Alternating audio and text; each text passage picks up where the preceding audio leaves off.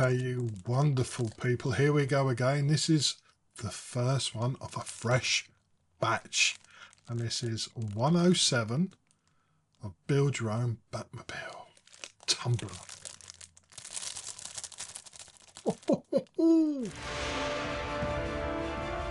107. This is going to be a tricky one to film, I think. Well, let's have a look at the magazine. So yeah, we'll get the rear axle and panel, but we only use the panel. And we're basically fixing the air brake to the frame. And this could all go terribly wrong at any point. But yeah. So, excuse me. Once completed, that's going to look like that. Very nice indeed. And then next week's magazine, we're going to be working on the shock absorbers and springs. So we will not be really doing anything to the main body from now on. Anyway, let's have a look at the parts we get with this magazine. So yeah, box 107. Let's open her all up. It's heavy, very heavy. Let's have a look. Oh, it's nice to get on with this again. So yeah, this obviously all metal. Very nice piece it is too. Let's have a look in here.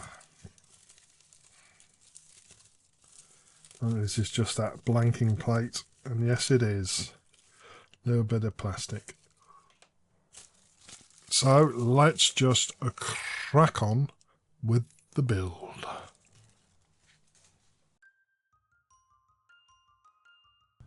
Okay, so we install the emergency air brake frame and just pop this into situ, and it just clips into place, just moving those arms out the way.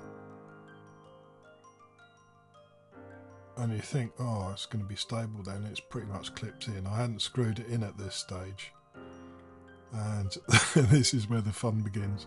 So yeah, you've got to clip these extender arms onto these small pegs, both sides. And yeah, once you get them in position, you think, yay, happy Christmas. Nah, everything moves. So yeah, just trying to get these things popped into place on both sides. And then you think to yourself, well, what am I doing wrong here? There's just so much movement on it until it's screwed in. But you can't really screw it until you've got it on these pegs. So you think, here we go. Last one in. Push them in place. And let's screw it in. And then everything falls out again. Moves.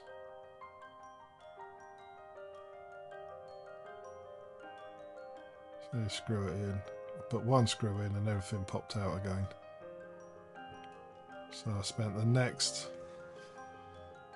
20 minutes, I suppose, just manipulating everything to try and fit into place.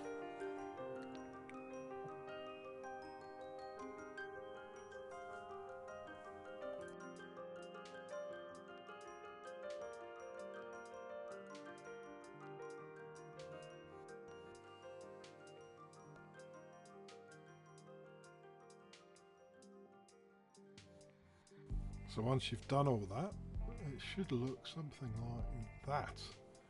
So everything's pegged into place, both sides. Look at that.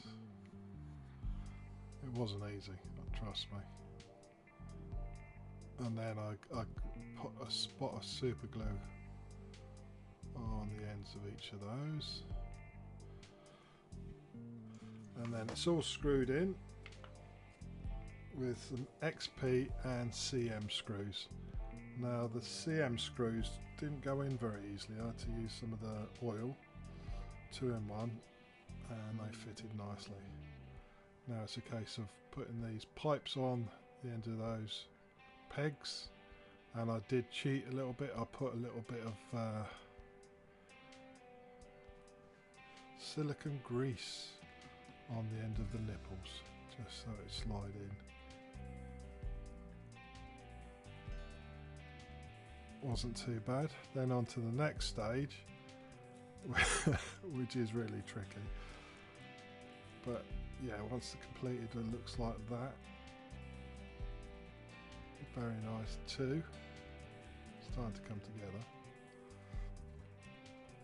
And then you've got to get these arms into that hole and screw it up from the outside in, and this took forever.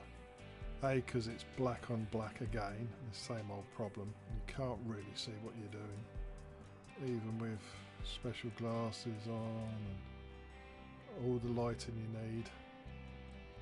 But yeah, I've sped this up.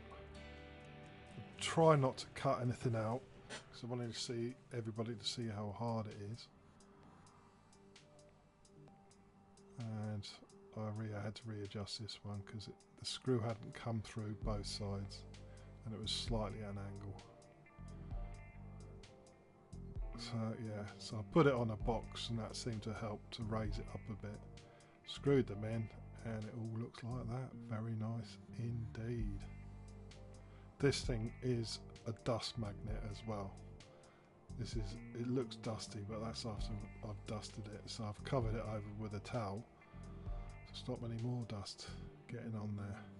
Then once you've done that, you just clip on that little plate. And again, that's a little bit fiddly. It's got to get in the right pegs into the holes and you're done. Beautiful. So I hope you enjoyed that one. Don't forget to rate, comment and subscribe, and I'll catch you on the next one.